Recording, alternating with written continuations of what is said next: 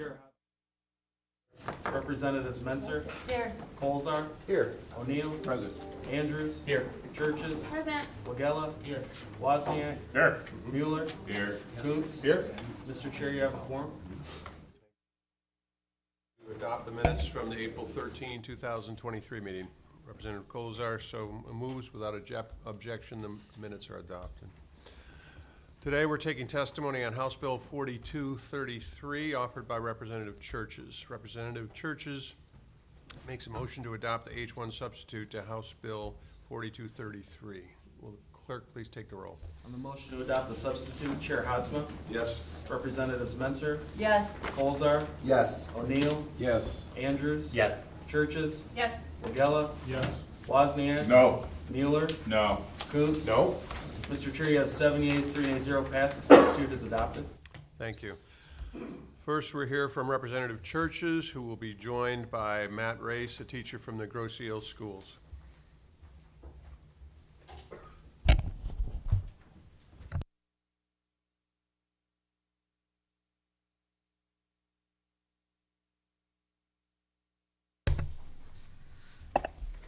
Good morning. Good morning. Thank you for having me today. Okay, so thank you, Mr. Chair, for the opportunity to testify on House Bill 4233. Before I get started, I just would like to mention what we just mentioned. The substitute added, make sure the language from House Bill 4004 will not be invalidated by this bill. So essentially, I was a teacher before I joined this body, and I have been waiting a long time to use my voice in this way in front of people like you.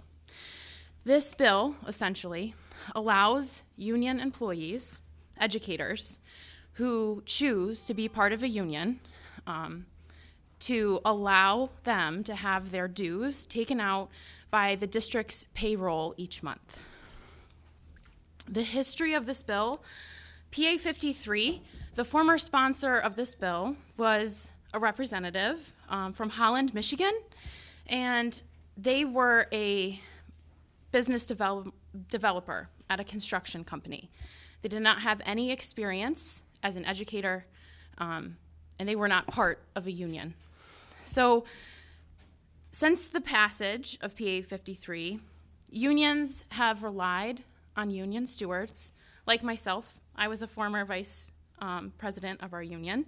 I sit next to the current vice president of my former school district's union, and it was our task to collect the payment information from our colleagues who chose to be part of our union, and then we had to work with the MEA and a third-party business to collect these dues every month. And it was a cumbersome task because first, when you are a union member, it is something that you participate in after school hours. So as teachers, we are really committed to serving our students in the best way possible. But me in particular, I was very passionate about being a member of the union because I wanted to have a seat at the table so I could be able to speak with my employers, my administrators, and express the voices of the membership of our educators and express the needs of what they needed to teach in the most effective way possible to make us feel respected and heard so that we could provide for our students. This will just give, quite frankly, I see this bill as, even having to be here today, collecting dues after school. There's so many other things that I could do to waste my time, but collecting dues from my colleagues, it was a complete waste of my time. As a teacher, I wasted my time at Target, at the dollar section, looking for things for my classroom, or after school in my classroom, organizing the pillows in my reading corner. I would waste my time baking brownies for my students if they had a a good day with a guest teacher if I wasn't there. But chasing around my fellow members who want to be part of a union isn't a way that I would like to spend my time. Educators want to spend their time lifting up the voices of other educators. They want to spend their time focusing on the needs of their students. And that's why it is important that we pass this bill today, because this will just ensure that teachers like Matt don't have to follow around their colleagues after school, that they can actually focus on work that needs to be done. I've also spoken with 2 superintendents in my district who think that this is a non-issue because it's an easy win, and it's easy for them to put in all this information one time for all of their staff. So it will restore workplace justice for educators by ensuring unions have the resources that they need to represent all workers of their bargaining unit. It will also put an end to domineering legislation on public school employees. It will stop the hollowing out of the middle class. PA 53 did not save schools any money. It just disrespected teachers. I felt disrespected that I had to waste my time after school doing a task that wasn't necessary to be done in the first place. So this would just be less of a burden on my fellow educators. So I'm here today to introduce my fellow educator, Matt Race, who was also a teacher of a former legislator, Alex Garza. So we're all kind of connected here today. Good morning. Thank you for allowing me to be here to testify for HB 4233. My name is Matthew Race. I've been a high school mathematics teacher for 17 years now, and as Representative Church has pointed out, you might better know me as former Representative Alex Garza's high school math teacher.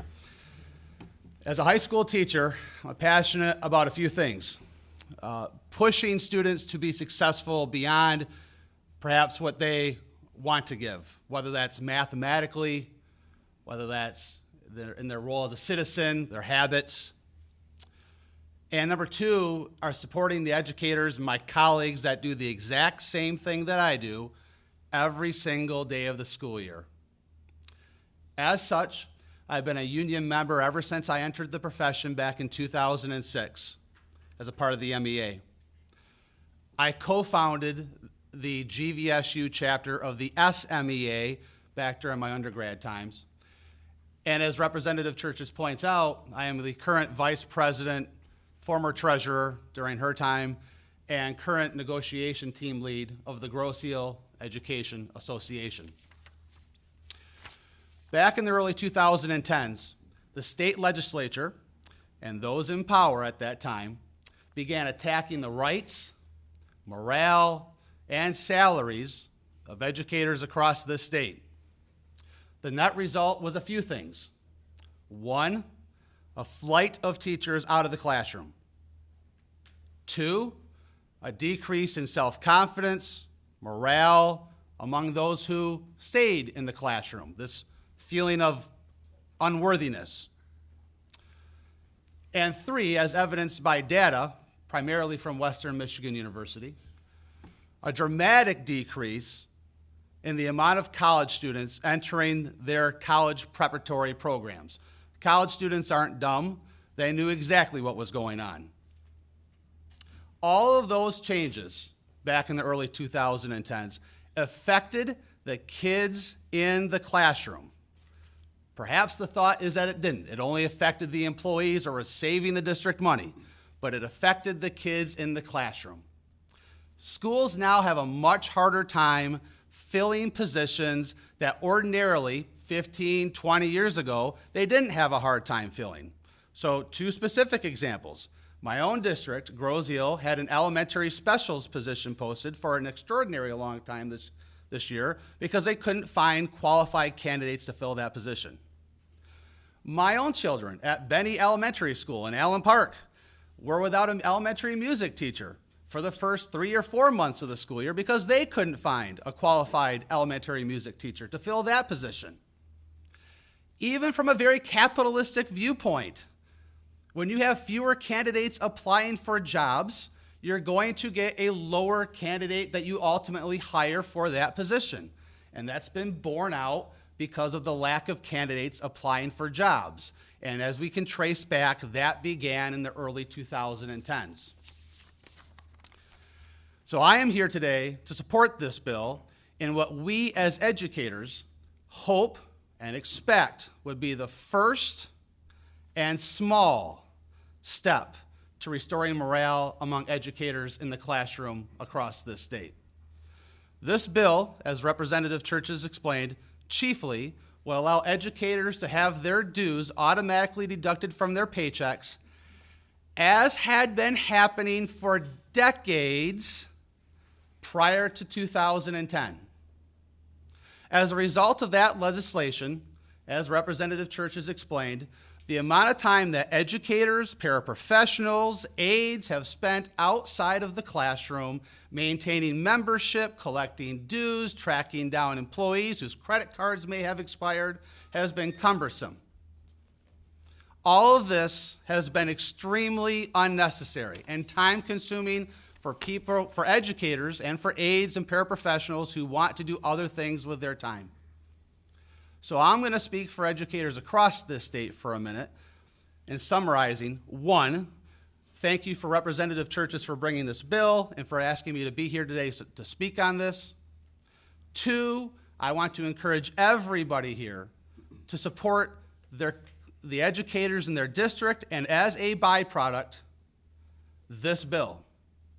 And three, as educators, our hope and expectation is that this committee and this state legislature will continue to push further and harder to restore the dignity and morale that so many educators lost in the early 2010s and even in the 90s.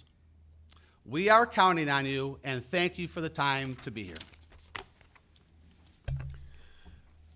Thank you, Mr. Race and Representative Churches. We have some questions. First is from Representative Colasar. Thank you, Mr. Chair, and thank you for your testimony. When I was a union president, I remember there was no worse feeling than going to maybe that young parent teacher who was just trying to get out of their classroom after school, and I had to tell them their debit card expired and I needed a new one. And that was certainly not the job that any of us signed up for, to do that type of work. My question is have you heard from any school districts? You said Grosse Ile had no problem with this at all. Have you heard from any school district at all that this would create an undue burden on them to automatically collect dues? No, I spoke yesterday to payroll deductions. Yeah, Gibraltar schools and Grosse Ile schools, and I had the blessing of the Gibraltar superintendent as well. So I think just those two conversations were very positive. Have you heard anything? I have not. Nope.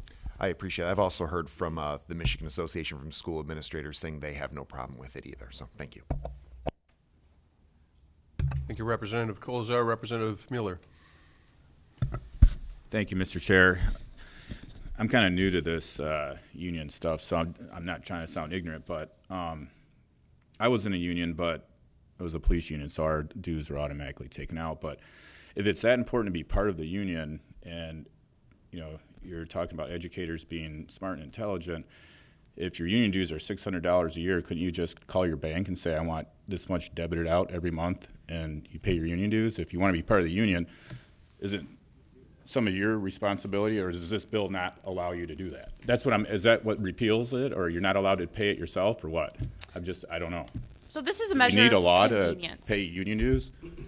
Yeah, this is just a different method. So just like you can get things taken out of your paycheck to go into your retirement, right? If you had to go through a third party, or if you had to have something like, recently my debit card was stolen, right? And I had an automatic payment on that debit card. I had to make sure, so I live on Grosse Ile. We have to cross a bridge, or I used to go there, but my family is there. So every time I cross a bridge and I use the toll bridge, I have to pay a fee.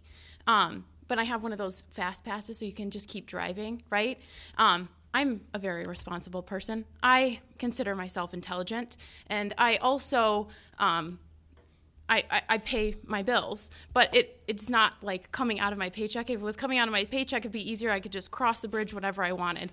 But I had to call the toll bridge. I had to give them my new information, and it took about 15 minutes of my time, which was not that inconvenient. But this essentially respects educators' time, so that they have to have one conversation with the Human Resources Department one time, and then if they choose to be part of the union, they can be part of the union, and they never have to think about if their debit card is lost or stolen and upgrading those things. So this is just a matter of convenience and respect for our educators. Do you have anything to add? Okay, thank you. Representative Wigella. So I think we just had a really important piece of discussion, which was in 2012, this law was passed specifically for public educators. Police are also part of the public institution, yet there was no law to stop payroll deduction for police. So I want to point that out because this law was designed intentionally to hurt public education, to hurt unions, and it hurts our kids because educators, when they can negotiate in unions for what's best for students, they know best because they're in the classroom. We've seen union membership go down in education spaces. So I'll turn this into a question by, do you think that educators should have the same rights as our public safety officers in terms of payroll deduction of dues? So Representative, we are all public service employees, and so to your point, we should all be treated the same, not treated differently perhaps because one group decided to push for a ballot initiative back in 2010 and 2011 that hurt the feelings of some people at that time. So we are all public service employees, and so we, as you point out, should all be treated the same. Thank you.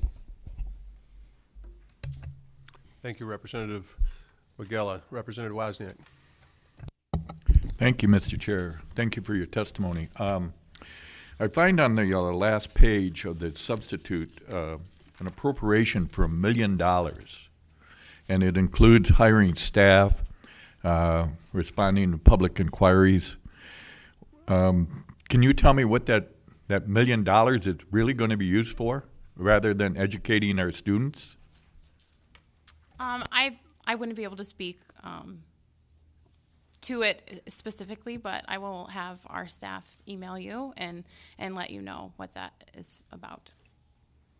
Yeah, obviously I have some ongoing concerns about financing in the education area, and I'd like everything to go to security, education, and not to something like this. Thank you. Thank you. I appreciate your question. Representative Coons. Thank you, Mr. Chairman. Thank you both for your testimony. The burden doesn't go away. You elected to be in the union. This is your responsibility. We're going to take money away from school districts to do your job. Let's have the school districts pay your bills for you, is basically what you're asking. So it's a terrible measurement to say that we're disrespecting people if I have to do what I've elected to do, right? This is not a thing. So we're going to take money away from the schools to do the union's job. I don't understand how this could possibly be considered good for students when we're going to take a burden. You've elected to be part of this group. It's one of the few unions that you still get to choose to decide to be part of. Why should the school districts need to do your job for you? Do you want to take it? Sure. Okay. Thanks, Representative. So the comment that this will take money away from the school district implies, by the very nature, that money was added to school districts back in the early 2010s when this law was put in place. But in fact, I'm not sure there's any evidence of that. I don't think there's any evidence that that people in human resources or in payroll were spending inordinate amount of time calculating how much money should be taken out of an employee's paycheck every 2 weeks. And when that was repealed, they freed up hours upon hours upon hours. I'm not sure there's any evidence of that. So I'm going to have to disagree with the premise of your question. And so then your second question or your second point was, I'm not really sure how this is good for kids. So I understand how there's not a direct, in your mind, link between this bill and the kids in the classroom. However, as I tried to point out in my testimony, this isn't necessarily about a direct linkage. It's about morale and respect for educators across the state, and a whole host of legislation that took place in the early 2010s that, as a whole, decreased educator morale, decreased people going into the profession as a whole, and as a result, when you have fewer candidates applying for jobs, or as in the instances I pointed out earlier, no candidates applying for jobs, kids are the ones that suffer, right? So there may be no direct linkage here in your mind, but this is about morale and respect, and going back to the way things had been done for 50, 60 years, when no time was added back to the school districts, or no money was saved to the school districts back in the early 2010s. To say that it's always been done that way is the weakest argument. So if you want to talk statistics, if you want to talk data, we can compare the 2010 K-12 budget with the current K-12 budget. At the end of the day, when you make a decision to join a group, this is the definition of responsibility. It is your responsibility to pay your dues in the groups that you choose to join. It is not the responsibility of the school district. It's not the responsibility of the legislature. You have chosen to join a group. It is your responsibility. I can't understand why we would want to make this a burden for someone else from a group that you choose to join. So I'm big on personal responsibility, and it seems like you're trying to find someone else to do your job. Representative Colasar. Thank you, Mr. Chair. I know that from my conversations with school districts, they've said there is no financial burden here. And if there is one, the local union reimburses them for those costs. Also, I know that I elect to have a 401k deducted from my paycheck. I know that there were many teachers I work with that elected to have a United Way donation deducted from their paycheck. And I find nobody complains about those at all. So my question to you is, once again, being that now the Michigan Association of School Boards supports this, clearly there's no financial burden. Have you heard from one single school district in the state of Michigan that this would create a financial burden on them? No district at this time has reached out to me and expressed that they are experiencing any type of financial burden because of this. Thank you, Representative Colasar. Thank you, Mr. Race, and thank you, Representative Churches. We're next to hear testimony from Ms. Kathy Martin of Dearborn Heights.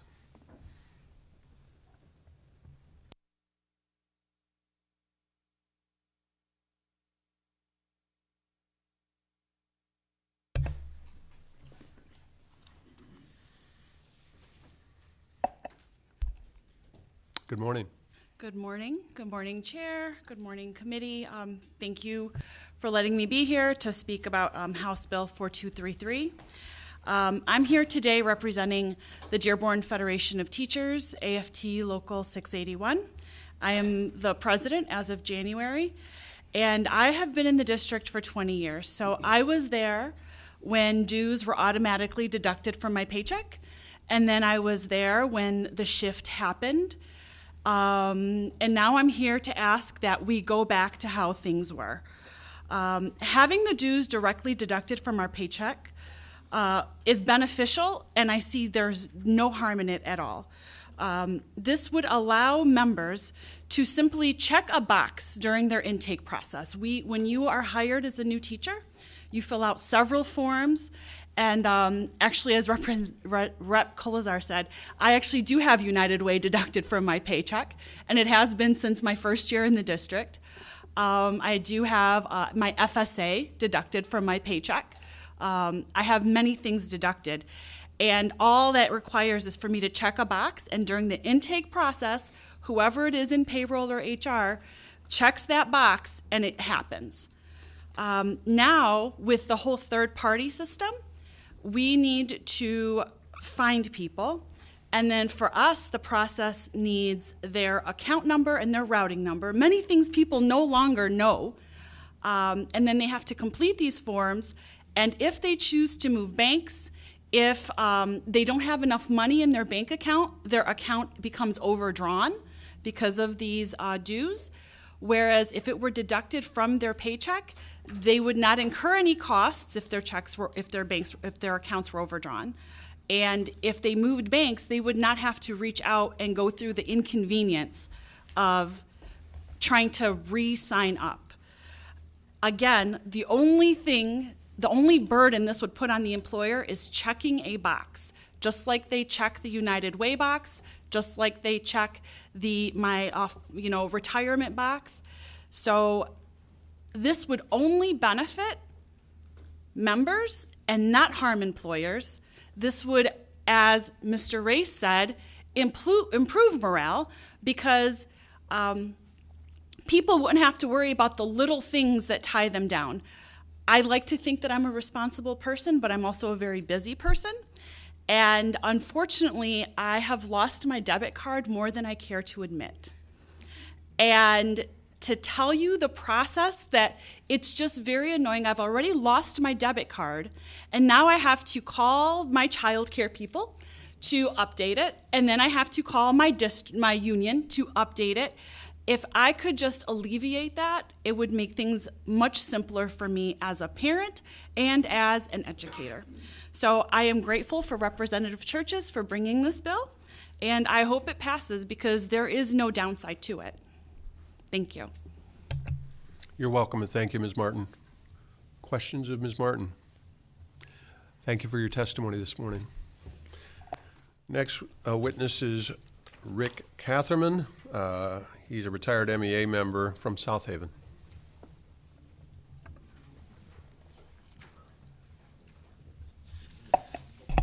Good morning, Mr. Chair, members of the committee. Thank you for the opportunity to speak to you this morning. I'm going to have to say this first. I do have a prepared statement, but what an honor it is to speak after these educators that are currently serving. These are the true heroes, not only in their communities, but across the state and across our country. Public educators who commit their lives to serving their students is remarkable, and I just wanted to say thank you to them. My name is Rick Catherman. I'm a retired member of the Michigan Education Association. I currently reside in South Haven in the new Michigan 38th House District. I taught in the classroom as a music educator for 30 years, represented my union members as a local president during the final 10 years of my career, and negotiated several contracts between 2008 and 2020. I'm here today in support of House Bill 4233, a bill that will once again allow school districts to collect school employee union member dues via payroll deduction. And at the risk of being redundant, because it's been covered already by Representative Churches and the educators, Public Act 53 of 2012, prohibiting school districts from collecting union dues via payroll deduction, was introduced on September the 8th, 2011, and passed 1 week later by the Republican-controlled legislature with little debate or discussion. Payroll deduction of union dues has been a widespread practice in Michigan for many decades. However, the passage of PA 53 in 2012 prohibited school districts, and only school districts, from collecting union dues through payroll deduction, selectively targeting public school employee unions and their members. Public Act 53 denies public school employees the most effective and efficient means of providing financial support to their labor representatives. The ban on dues deduction does nothing to save school districts money, as they already have a system in place to make deductions, including contributions, as already been mentioned by Representative Kolazar, to the United Way and other deductions. And PA 53 applies only to K-12 public school employees.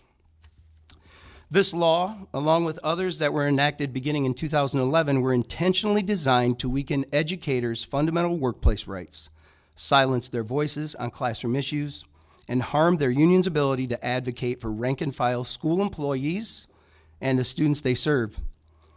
The results of these actions from that era are being felt now more than ever and have contributed to making the education profession less attractive to Michigan's best and brightest, ultimately harming our students' ability to learn. Michigan schools continue to struggle with a shortage of teachers and education support professionals, particularly in rural and urban areas.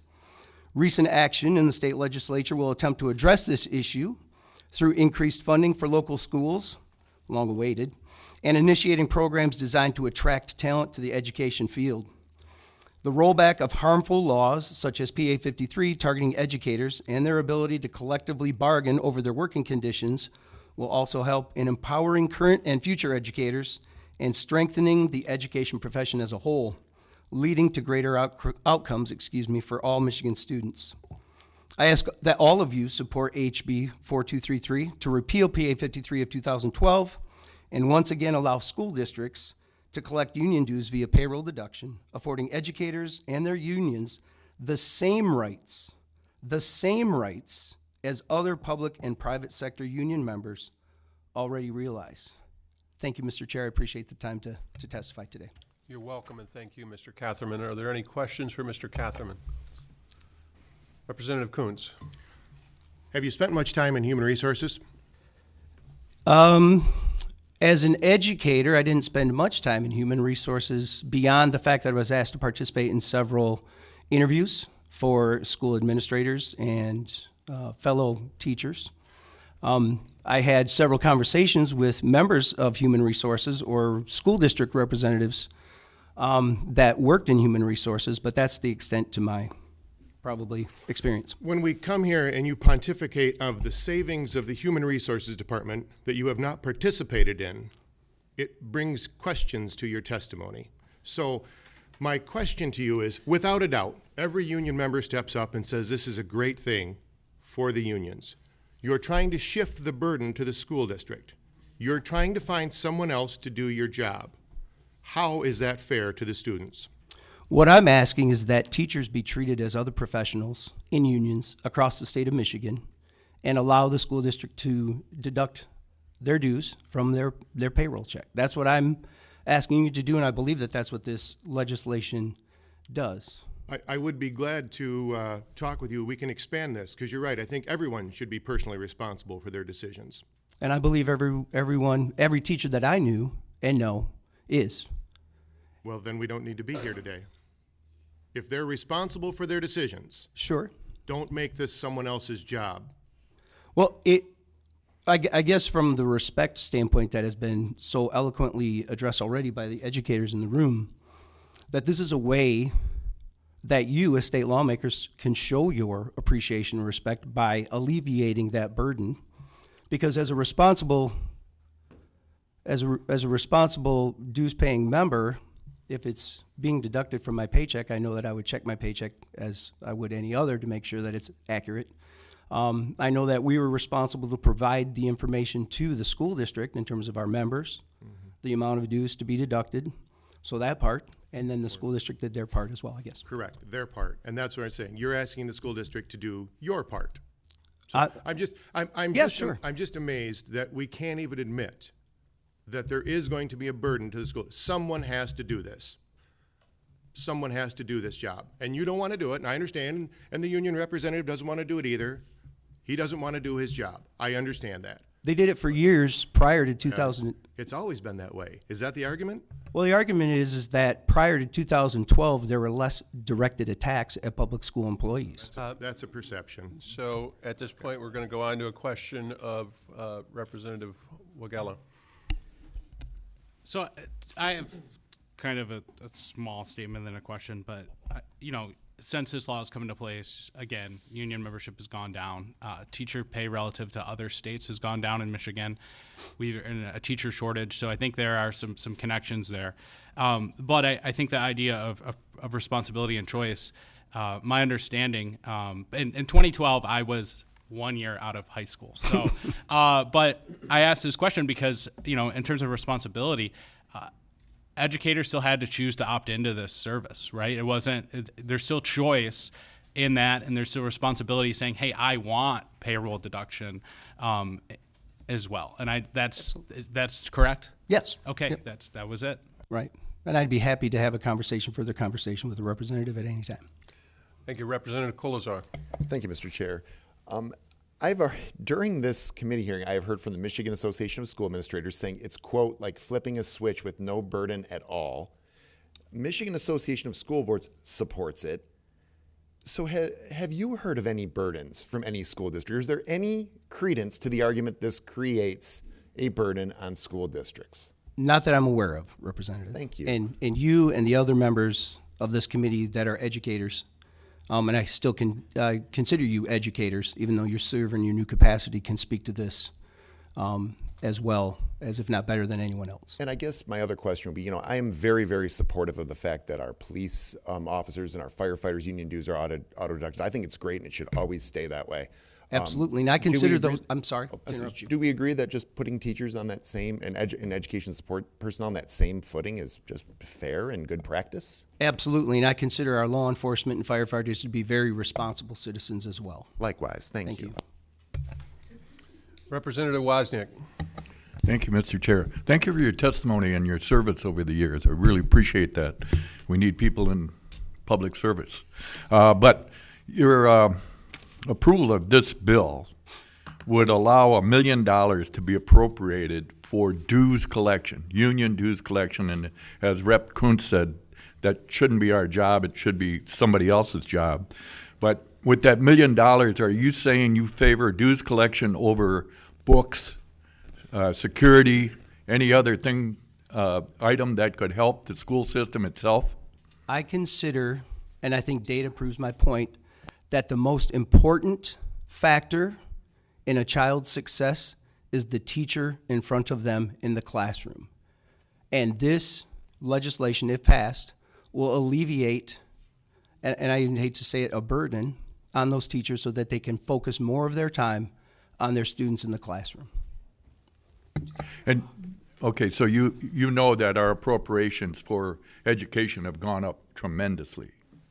Yeah, but I also realized that back in, I believe it was 2011, 2012, that it was cut drastically, and I felt the results of those through pay cuts.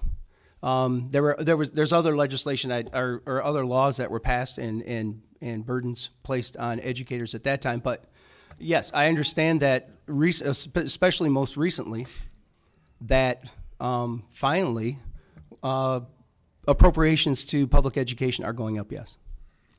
Thank you. Thank you. Thank you, Representative Wozniak. Representative Wagella, one more time. Yeah, I'm going to be brief. What would you say the average union dues were? Oh my gosh. Just like a round number. Oh gosh. Like $40? For a month, and it ranges, right, depending on, as you know. Gosh, I'm going to guess less than $1,000 a year or $1,000 a year, I guess. Let's just say $40. That was when I was teaching. Let's just say, $40 a month. The number is irrelevant. Let's say there's, 2,000 employees in a school district. The school would then have to set aside $80,000. I did the math in about 15 seconds. I see what you mean. That's how easy it would be for HR to do this and communicate with the unions. That's the point I understand. I want to make. Thank you. Thank you for your testimony today, Mr. Catherman. Thank you, Mr. Chair. I appreciate it. Thank you to the committee members as well. We're next here from Stephen Rezeppa. Mr. Rezeppa is from the American Federation of State, County, and Municipal Employees.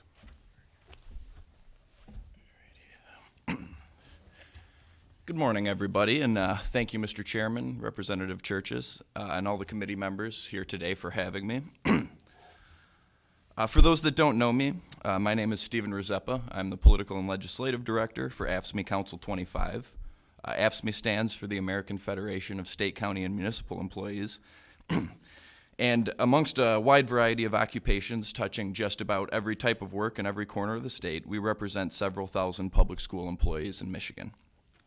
While we do not represent any teachers providing instruction in the classroom to our children, we represent folks like bus drivers, lunch ladies, paraprofessionals, operations staff, maintenance and groundskeeping crews, and all those folks who provide vital support in our public school districts to keep our children safe, healthy, and in a quality learning environment.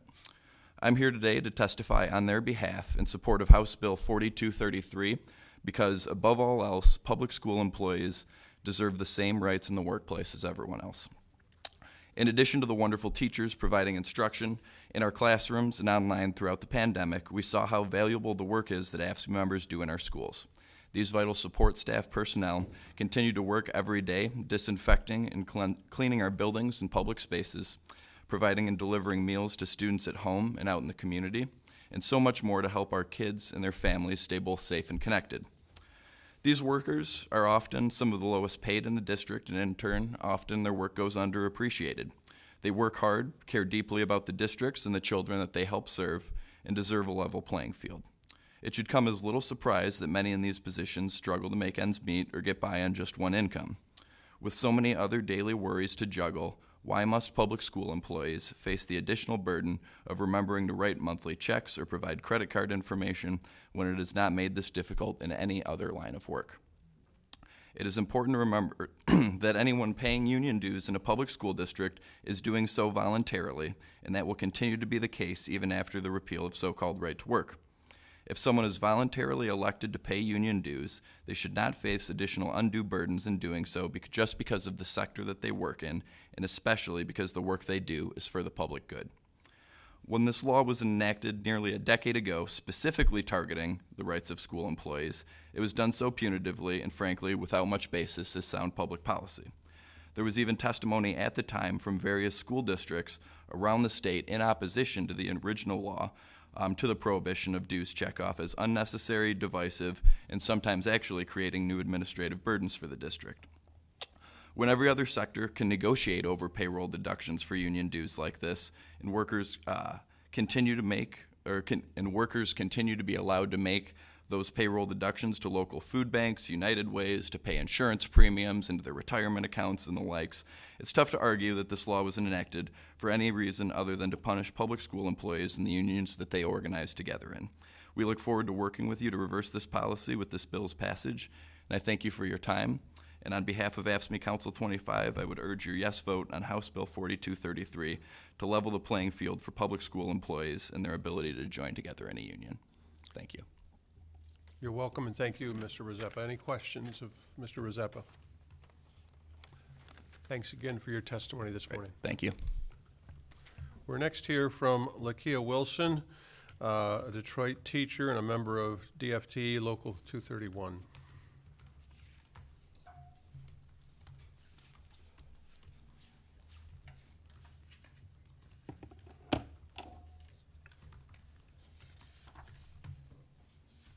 Good morning to the chair and all of the representatives. Good morning. I am here. I am Lakia Wilson Lumpkins, president of Detroit Federation of Teachers, the largest school district in the state of Michigan. I am here in full support of House Bill 4233, and I will tell you why. Full support of payroll deducted union dues is critical for employees of public school districts to be excluded from payroll deducted union dues is just downright discriminatory. Our brothers, sisters, and siblings in the UAW, police, fire, and other industries have the ability to have payroll deducted union dues, while we do not. Our members do not quite understand the law, which poses a problem. They expect to be union members upon being hired into the district. When they call the Detroit Federation of Teachers, they expect membership simply because they have been hired into the school district. We then have to explain and let them know that not only do they have to opt in, they have to provide their personal financial information in order to sign up for dues deduction.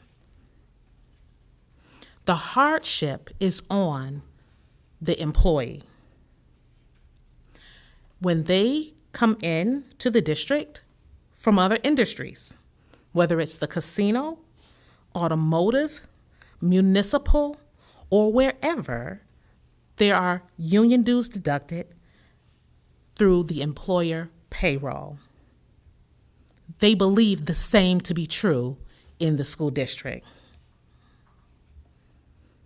Just like when they were previously employed by their other employers. We cannot, as the school district employees, continue to justify these discrepancies. They're not simple discrepancies. It is intentional, it is insulting, and it is punitive to educators that we do not have payroll deducted union dues. Thank you. You're welcome, and thank you. Are there any questions of Ms. Wilson? Thank you, Ms. Wilson, for your testimony this morning. We have cards, support and oppose in relation to those who don't wish to speak. Supporting from AFT Michigan is Janelle Mansfield, excuse me. We have support from the Michigan Association of School Boards, Jennifer Smith. We have support from SIU Local 517M from Jonathan Lucky. Support from SEIU Michigan, Beth Bird. Support from Ryan Siebold of Michigan AFL-CIO. Opposition from Steve DeLee from the Mackinac Center for Public Policy. Opposition from Amanda Fisher from the National Federation of Independent Business. And support from Andy Newman of the Michigan Education Association.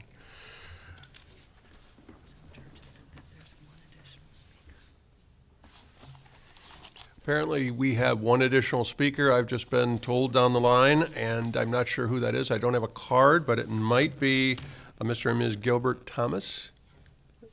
Okay. I was going to get to that next because I had no. You get up in the seat. Okay. Before we broke, I was going to say, is there a Mr. and Ms. Gilbert Thomas here? Because I do have that in my script, but not a card. So thank you for coming today. No worries. My name is Gemma Thomas Gilbert. I'm here to speak on behalf of House Bill 4233. I am the former union representative of Representative Churches, and she came to be here because she was very concerned about having public educators be heard down here in Lansing.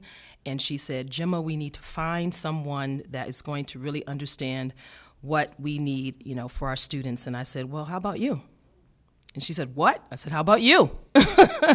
You're the person, you're the expert, you're the one who knows, you're in the classroom, you're on the ground every day. You know you have the most current needs of our students, so you should run. So here we are. And I promised her that whatever she was going to do down here, that I would be here to support her. So thank you for your time. Thank you for having me. I'm keeping my word. And I'm so super proud. So first I want to share why it is super important that we allow automatic payroll dues deductions for union members. This is my 31st year as a union advocate, and it is heartbreaking when an educator is in crisis and they call me for help, and I have to tell them that my services are limited because their union dues has lapsed. They're in shock. They can't believe it. They're like, why is my union dues lapsed? And then I have to take the time to explain everything that you all just heard. Having to be worried about making sure that card information stays up to date is demeaning as a professional. No other public employee has to be inconvenienced in this way. When the card expires, it takes time for our organization, Michigan Education Association, in case that wasn't shared, MEA. It takes time for our system to be alerted. Then we have to reach out to the member. Then we hope that they receive our messages, whether it's email, phone calls, text messages, bird carrier, whatever time that it takes to expand to get in touch with them, because they are so busy. They are busy doing their job. But here we are trying to chase them down, hoping that they get our messages, having the time to respond to our message, to update their card information, then taking the time to get online to update their information, then depending on how long it takes for them to update the information, sometimes weeks have passed or months have passed and they get behind. We represent education support professionals as well. So you can imagine trying to tell a bus driver that he or she is 3 months behind in dues and trying to make payment arrangements on that hourly salary. It is heartbreaking. It is heartbreaking, and it's unnecessary. No other public employee is demeaned in this way. And I don't understand it. I've watched this work of public employees for 31 years just be diminished for no reason. We're not doing this to any other group. And my question is why? Why are public employees, the people who shape and mold the minds of the future, are being told that they're not good enough? They're not as good as police. They're not as good as firefighters. They're not as good as other public employees to have this convenience. It's a convenience. It does not put a burden on the district. There was a question asked, who works with HR? I work with HR. I work with HR all the time. The union takes care of all of the paperwork. We take care of all the processing. We take care of all the calculations. It is literally, as my other colleagues have said, a check on the box. We take care of everything. We get the list from the district. We calculate all the dues. We create a spreadsheet, and we give that spreadsheet to HR. They implement the information. It's a one-time thing, and it's done. It's done. So I'm confused about why we are asking those questions, because it's getting away from the focus, and the focus is the public educator. It's giving them the ability and the convenience to have a say in their profession. The union does that. They're the experts. HR people are not the experts. They're the experts. Let them pay their dues, have their influence around what the best needs are for students, and let them focus on that, and let us focus on something as simple as checking the box and a one-time thing for a contribution, and they can go on and focus on what's most important, which is tending to the students. Our bus drivers, our special educators that deal with special needs students, I'm on the ground. Those are my members. I deal with them every day. And I see the pain. I see the frustration of them not having the ability to be able to speak as one voice concerning, one, the needs of their profession, and two, the needs of their students. So I'm just here as an advocate, just pleading with you to restore something as simple as a convenience of them being able to deduct their dues and then advocate for what's most important, which are the students. Thank you for your time. Thank you for your testimony, Ms. Gilbert-Thomas. Questions? Again, thanks for coming up from Detroit area for testifying today. Thank you for having me. There being no further business before this committee, we stand adjourned.